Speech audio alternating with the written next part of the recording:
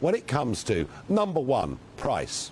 You know, it is true, isn't it, Tom? It is true that British taxpayers and taxpayers across the rest of the world have been asked to fork out tens of billions of pounds and dollars in subsidies just to make this industry operate, and that the cost of that goes on householders on average income.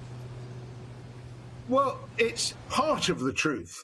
But you want to tell the rest of the truth. We also subsidise our existing fossil fuel industries, our BPs and Shells of the world. They still get fossil fuels. Every nuclear power station on the planet gets massive government subsidies. So I don't know that there's anything very remarkable about saying that you public subsidises things. What's actually happening right now is that wind power in this country provides the cheapest electricity available.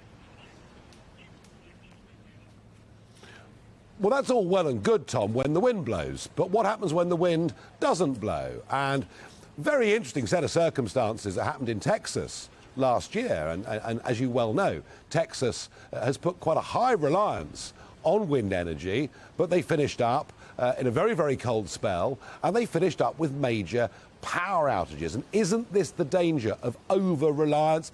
I can buy the argument that maybe wind can be somewhere there in the mix, but that over-reliance on an unreliable source of energy is actually strategically quite a big mistake to make. Let me take two parts of the point you made. The first part about wind being variable, that's absolutely true. So is demand. The grid copes with that all the time.